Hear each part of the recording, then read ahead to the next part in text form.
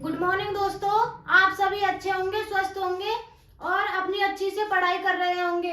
तो आइए हम इसी के साथ अपने टॉपिक की ओर चलते हैं। आप सबको मैंने पहले भी बता दिया है कि आप सबको पता होना चाहिए कि आप पिछली क्लास में आपने क्या पढ़ा था। आपने पिछली क्लास में क्या पढ़ा, हमने अपनी पिछली वीडियो में क्या बताया आपको, इसके बारे में मैं थोड़ा सा आपको बता देती हूँ कि हम आपकी चंबल नदी की जो सहायक नदियां उसके बारे में चर्चा कर रहे थे। चंबल नदी की हमने दाईं ओर से मिलने वाली सहायक नदियों की बात की थी। कौन कौन सी दाईं ओर से मिलने वाली थी? तो सबसे पहले हमने गुंजाली की बात की, उसके बाद हम काली सिंध नदी की बात कर रहे थे। उसमें भी काली सिंध में हम कौन कौन सी नदियों की बात कर रहे थे? काली सिंध की भी हमने दो नदियों की बात कर ली थी, सहायक नदियां थी। कौन कौन सी थी हमारी? सबसे पहले हो जाएगी हमारी आहू नदी, आहू के बाद हो गई एक और चंद्रभागा। इसके बाद जो तीसरी सहायक नदी थी काली सिंध की, कौन सी थी? परवन नदी। इसके बारे में हम इस वीडियो में चर्चा करेंगे। और जो इसकी सहायक नदियां हैं, इसकी तो परवन नदी पर ही खत्म हो जाएंगी, काली सिंध की। इसके बाद हमारी किसकी चर्चा करेंगे? चंबल नदी की दाईं ओर से मिलने वाली और जो सहायक नदियां बची हुई हैं उनके बारे में इस वीडियो में चर्चा करेंगे। तो आइए हम सबसे पहले काली सिंध नदी की जो सहायक नदी है उसके बारे में चर्चा कर लेते हैं। सबसे पहले हमारा मेन टॉपिक क्या होगा? चंबल नदी की सहायक नदियां।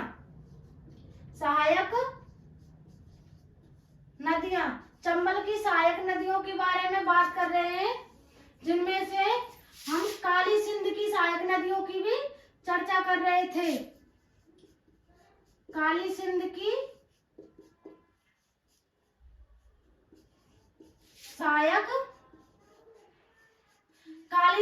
सहायक नदियों में कौन कौन सी नदी हो गई हमारी? सबसे पहले चंद्रभागा, दूसरे नंबर पर हमारी हो जाएगी आहू नदी। और अब हम तीसरे नंबर की बात करें तो परवन नदी की बात करें। परवन नदी का उद्गम कहां से होगा? उद्गम होगा पठार, मालवा का पठार। जो ये मालवा का पठार है, ये है कहां पर? एमपी में। मालवा का पठार कहां पर है? एमपी में, जहां से इस नदी का उद्गम होता है। और अंत कहां पर होता है? पलायता क्षेत्र। और ये पलायता क्षेत्र कहां पर है? ये हो जाएगा पलायता क्षेत्र कहां हमारा? बारां में। पलायता क्षेत्र कहां है? बारां में। इसके बाद देखिए आप, अगर राज्य में प्रवेश की बात करें, जब ये राज्य में प्रवेश करेगी, ये राज्य में प्रवेश कहां से करेगी?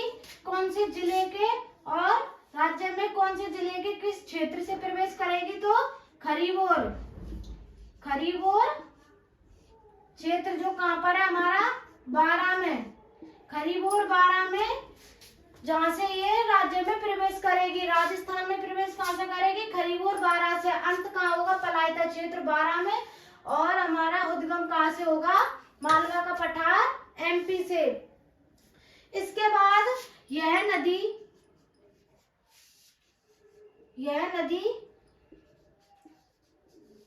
दो धाराओं से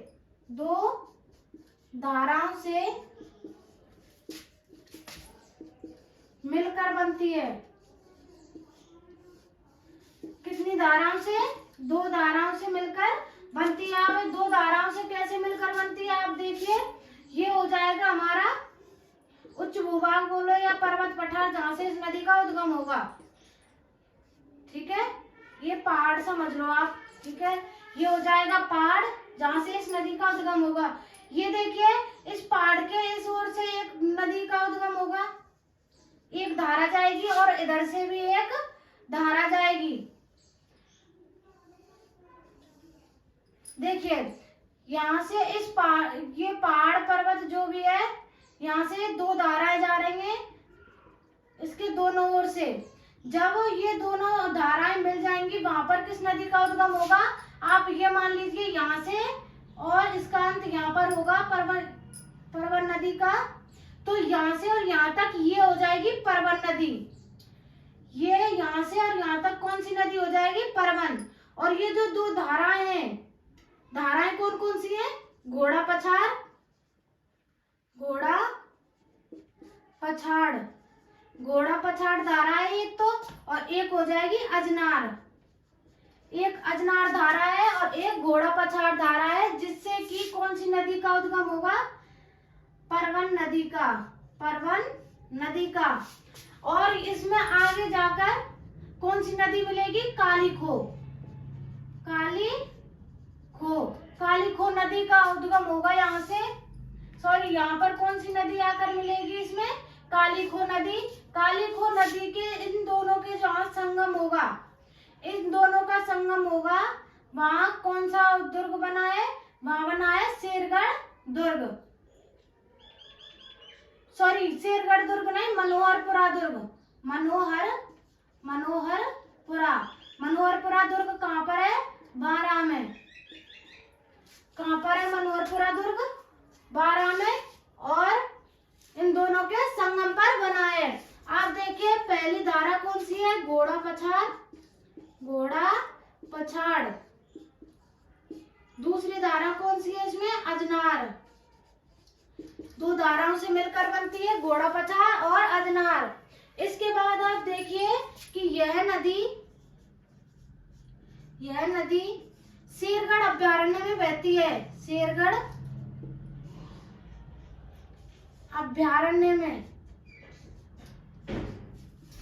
शेरगढ़ अभयारण्य में बहती है।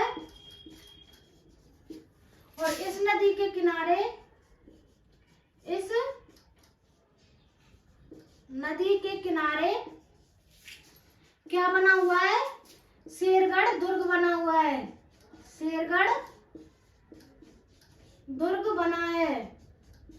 किस नदी के किनारे शेरगढ़ दुर्ग बना है? इसी नदी के किनारे। आगे लिखिए कि परवन नदी, परवन व काली खो, काली खो, परवन व काली खो के संगम पर मनोहरपुरा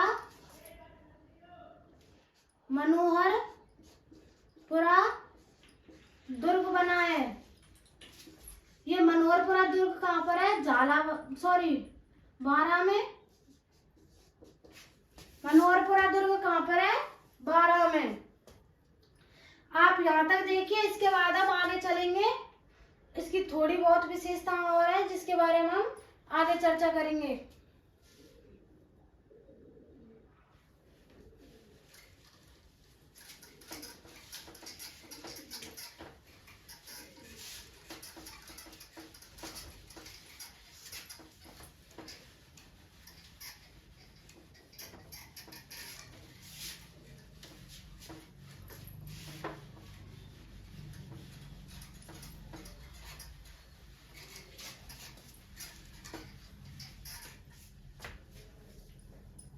इसके बाद देखिए इसकी सहायक नदियों की बात करें।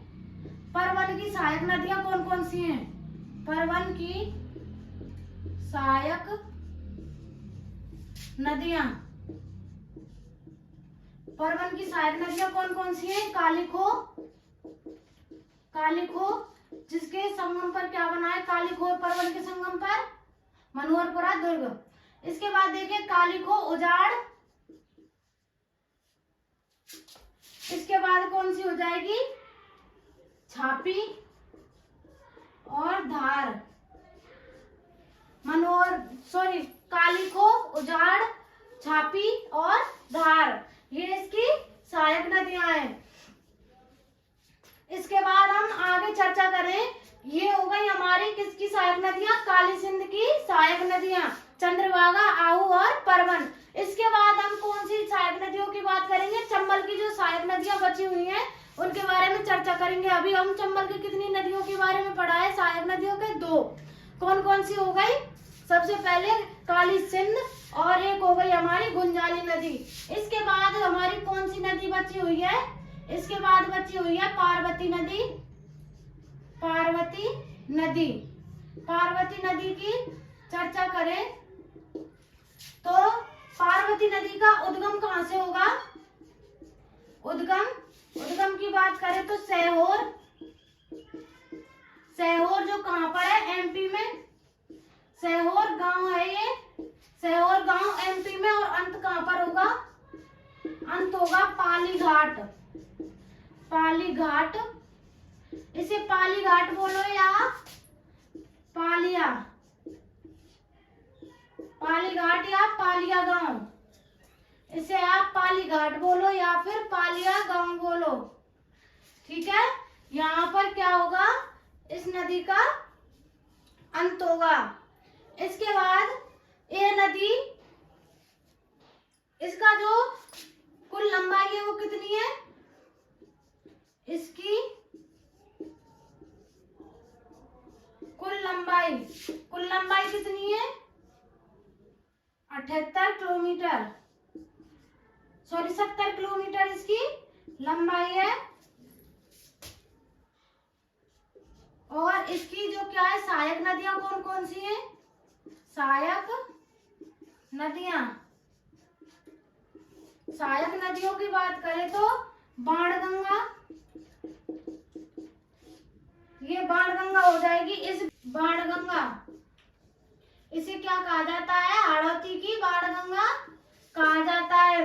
इसके बाद इसकी सहायक नदी अंधेरी, लासी, बरनी, बिलास, ये क्या है इसकी सहायक नदियां।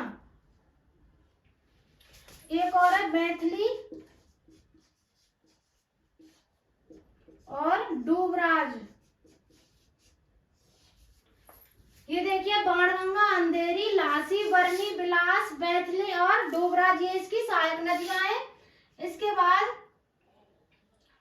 बाद आप देखिए पार्वती नदी के किनारे, पार्वती नदी के किनारे, पार्वती नदी के किनारे क्या है? किशनगंज, किशनगंज, किशनगंज शहर बसा हुआ है, शहर बसा हुआ है। किशनगंज शहर कहाँ बसा हुआ है? ये किशनगंज कहाँ पर है? बारां में। और जो किस नदी के किनारे पर है? पार्वती नदी के किनारे पर। इसके बाद ये राज्य में प्रवेश कहाँ से करेगी? राज्य में प्रवेश की बात करें, राज्य में प्रवेश, राज्य में प्रवेश करेगी करयाघाट, करयाघाट, करयाघाट कहाँ पर है? बारां में। करयाघाट कहाँ पर है? बारां में, ठीक है। आप इस परवन नदी में जो मैंने आपको लिखाया था काली खो और परवन नदी के संगम पर क्या है? मनोहरपुरा दुर्ग बना हुआ है। वो मनोहरपुरा दुर्ग कहाँ पर है? बारां को काटकर आप झालावाड़ लिख देना, उसमें मिस्टेक हो गई थी। मनोहरपुरा दुर्ग कहाँ पर है? झालावाड़ में। आप यहाँ तक देखिए। इसके बाद हम जो इसकी और बची कुची सहायक नदियां चंबल की जो दाईं ओर से मिलती हैं उनके बारे में कुछ चर्चा कर लेंगे।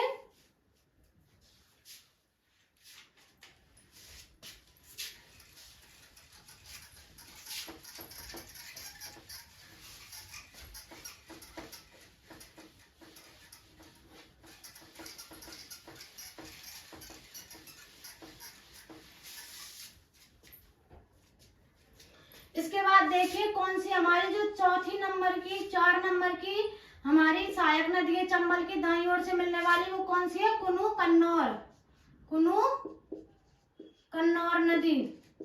कुनू कन्नौर का उद्गम कहाँ से होता है? उद्गम कहाँ से होगा? शिवपुरी, शिवपुरी, शिवपुरी कहाँ पर है? एमपी में। इसके बाद अंत की बात करें, अंत कहाँ पर होगा इसका? इसका अंत होगा गोवर्धनपुरा, गोवर्धनपुरा। ये गोवर्धनपुरा कहाँ पर है? करौली की सीमा पर, करौली की सीमा पर, करौली की सीमा पर इसका अंत होगा, जो जहाँ पर कौन सा हमारा गांव बसा हुआ है? गोवर्धनपुरा। इसके बाद यह नदी राजस्थान में 2 बार प्रवेश करती है। 2 बार प्रवेश करती है।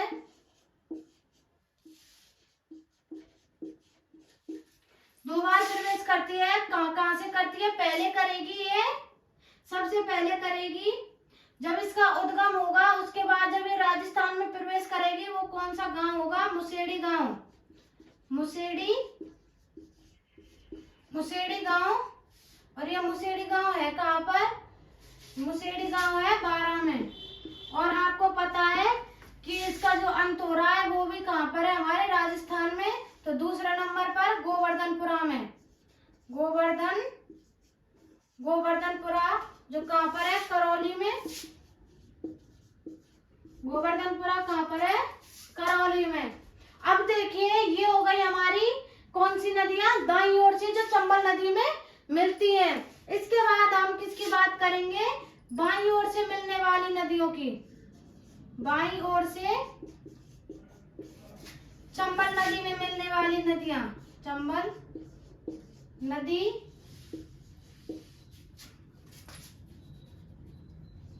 में मिलने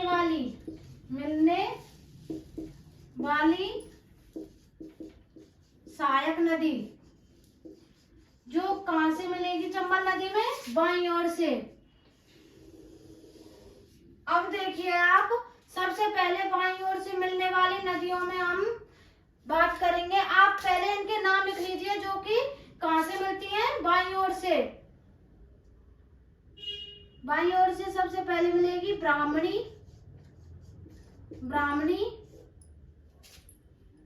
या फिर इसे बोलो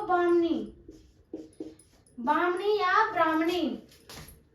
ब्राह्मणी। दूसरे नंबर पर ईज, तीसरे नंबर पर मेज, और इसके बाद चौथे नंबर पर चाकण, पांचवें नंबर पर बनास। ईज, मेज, चाकण, बनास और ब्राह्मणी। आप यहाँ तक देखिए। इसके बाद हम आगे चलेंगे। सबसे पहले आप लिखिए ब्राह्मणी के बारे में। ब्राह्मणी नदी के बारे में लिखिए। ब्राह्मणी नदी या फिर इसे बोलो बामनी नदी।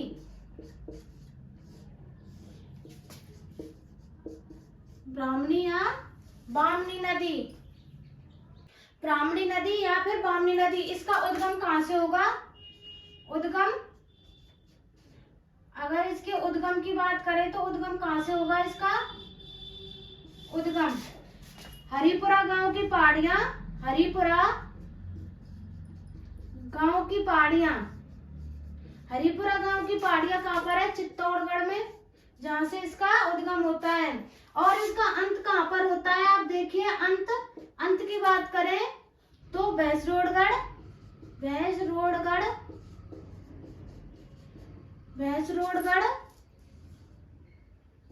कहां पर है? हमारा चित्तौड़गढ़ में, जहां इसका अंत होता है।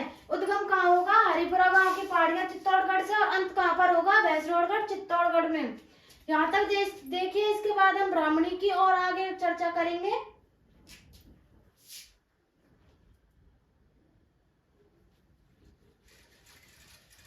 आगे चलते हैं।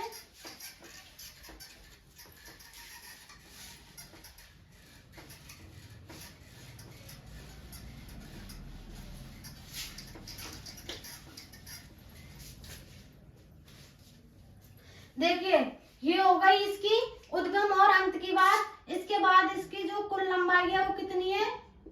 कुल लंबाई कितनी है इसकी? जहां से इसका उद्गम और अंत होता है वहां तक कितनी लंबाई है? 98 किलोमीटर। और देखिए, चंबल व ब्राह्मणी नदी के संगम पर, जहां ये दोनों मिलती है, ब्राह्मणी और चंबल के संगम पर कौन सा दुर्ग बना है? भैंसरोडगढ़ दुर्ग बना है। भैंसरोडगढ़ बना है, भैंसरोडगढ़ दुर्ग बना हुआ है। और इस दुर्ग को क्या कहा जाता है? इस दुर्ग को राजस्थान का वेल्लोर कहा जाता है। वेल्लोर कहा जाता है। किस दुर्ग को? भैंसरोडगढ़ दुर्ग को क्या कहा जाता है? राजस्थान का वेल्लोर। ठीक है, क्या कहा जाता है? राजस्थान का वेल्लोर। कौन से दुर्ग को? भैंसरोडगढ़ दुर्ग को। किस नदी के संगम पर है? चंबल व ब्राह्मणी नदी के संगम पर। इसके बाद हम इसकी जो और दूसरे नंबर की सहायक नदी है जो बाईं ओर से मिलती है, ईज नदी, उसकी बात करें। ईज नदी, इसका उद्गम कहाँ से होगा? उद्गम कहाँ से होगा? तो सबसे पहले उद्गम की बात कर लेते हैं। भैंसरोडगढ़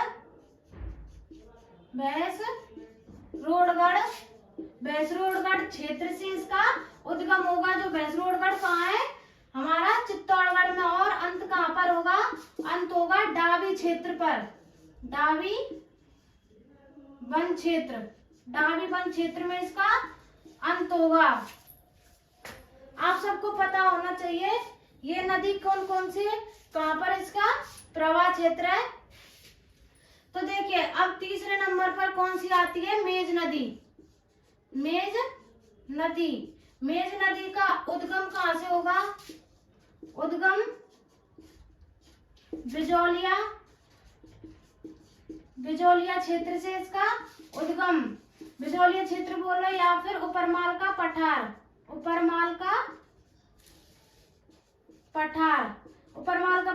या फिर बिजौलिया क्षेत्र से इसका उद्गम होगा। अंत कहाँ पर होगा? अंत होगा सीनपुर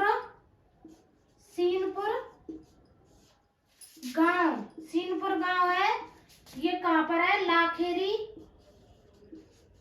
लाखेरी क्षेत्र में। लाखेरी क्षेत्र आपको पता है कहाँ पर है? लाखेरी बूंदी में है। जहाँ पर सीनपुर गांव है वहां पर क्या होता है? मेज नदी का अंत होता है। अब इसकी जो सहायक नदियां उसकी बात करिए आप। सहायक नदी कौन कौन सी है इसकी? इसकी सहायक नदी हो जाएंगी बाजम होगी इसकी सहायक नदी। इसके बाद कुरान बाजम और मांगली नदी। इसके बाद आप देखिए यह नदी रामगढ़ बिसधारी वन्यजीव अभयारण्य में बहती है।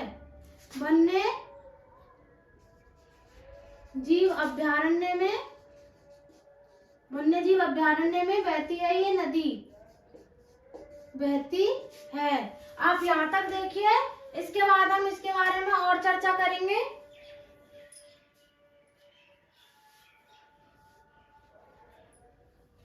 आगे चलते हैं।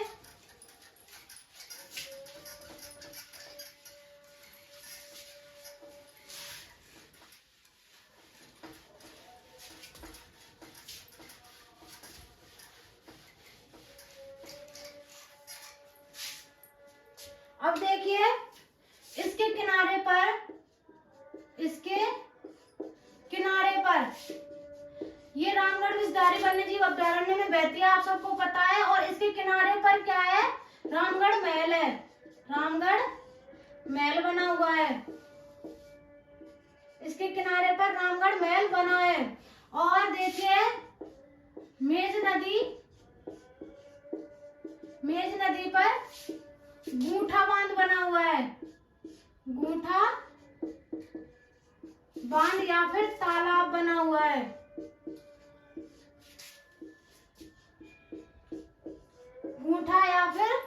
गूठा बांध या फिर तालाब बना हुआ है इस नदी के किनारे पर।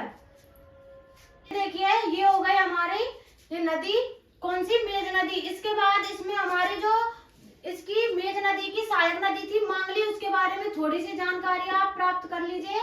मांगली नदी। तो मांगली नदी के बारे में हम बात करें, इस नदी पर या फिर यह नदी भीमलत जलप्रपात बनाती है। भीमलत जलप्रपात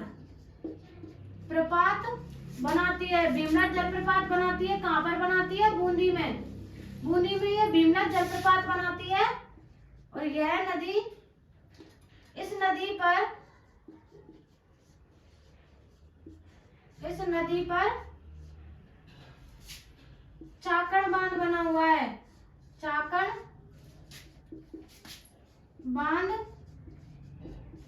बना है। सॉरी, ये इस नदी पर नहीं बना हुआ है चाकण बांध, वो चाकण नदी पर ही बना हुआ है।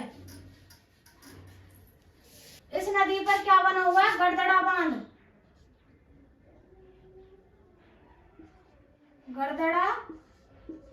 गड़दड़ा बांध बना हुआ है।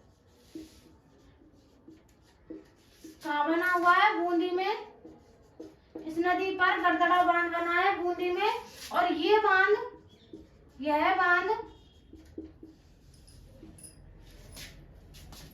जिस वर्ष बना था, जिस वर्ष बना उसी वर्ष टूट गया। उसी वर्ष टूट गया। जिस वर्ष बना था उसी वर्ष क्या हुआ? ये बांध टूट गया। ये हो गई मांगली की छोटी मोटी जानकारी। इसके बाद आप नोट में लिख लीजिए। अब ये भीमलत जलप्रपात बनाती है। भीमलत जलप्रपात कहाँ पर है? बूंदी में। अब आप तालाब की बात करें,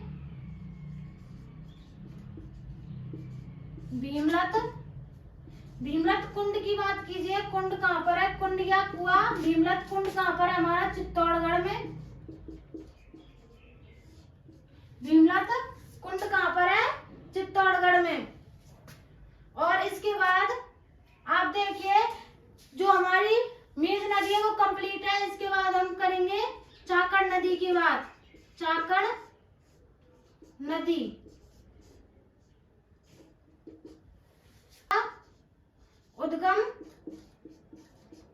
उद्गम कहाँ से होगा? बूंदी से। चाकण नदी का उद्गम कहाँ से होगा? बूंदी से। और अंत कहाँ पर होगा? अंत होगा कर्णापुर। और ये कर्णापुर कहाँ पर है? कोटा व सवाई माधोपुर की सीमा पर। कोटा व सवाई माधोपुर की सीमा पर क्या है? ये कर्णापुरा गांव है। वहां पर क्या होता है? चाकण नदी का अंत होता है। इस नदी पर, अब लिखिए आप, इस नदी पर चाकण बांध बना हुआ है। चाकण बांध बना है। इस नदी पर कौन सा बांध बना है? चाकण बांध बना है। इसके बाद हम बात करेंगे बनास नदी की। आप अभी तो यहाँ तक देखिए, इसके बाद हम आगे चलेंगे।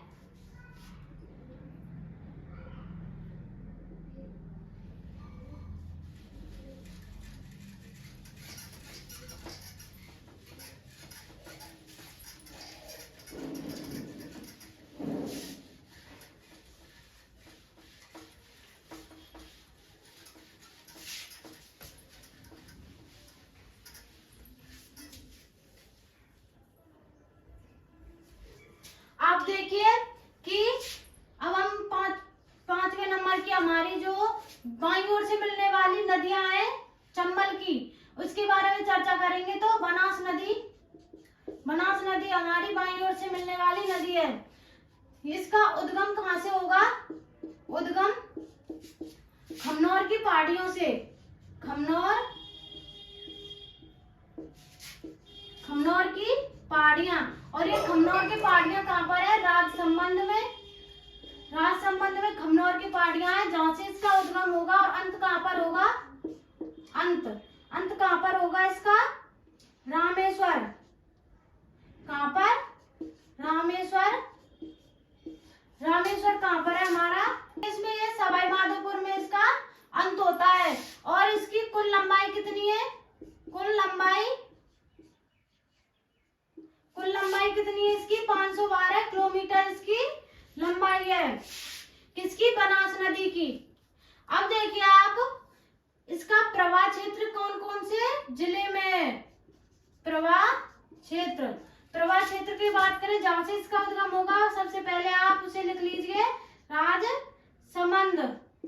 राजसमंद में इसका उद्गम है, तो सबसे पहले उसे लीजिए राजसमंद, भीलवाड़ा,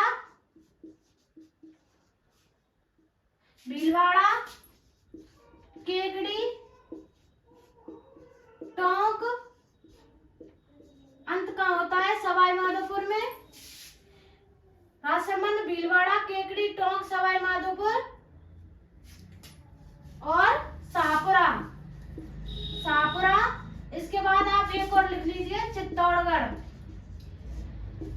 और ये तो इसके मेन पॉइंट है जहां पर ये पूर्ण रूप से बहती है। राजसमंद, भीलवाड़ा, केकड़ी, टोंक, सवाई माधोपुर, शाहपुरा और चित्तौड़गढ़। और उदयपुर में भी ये पहले बहती थी। उदयपुर में ये पहले बहती थी, अब नहीं बहती है।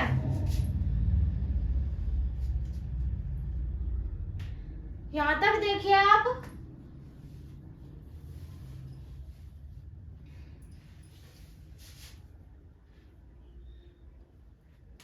आप इसमें एक पॉइंट और लिख लीजिए, जो ये टोंक है हमारा, यह नदी टोंक को 2 बार काटती है। 2 बार काटती है, मतलब कि ये टोंक से 2 बार, टोंक में 2 बार प्रवेश करके 2 बार इससे निकलती है।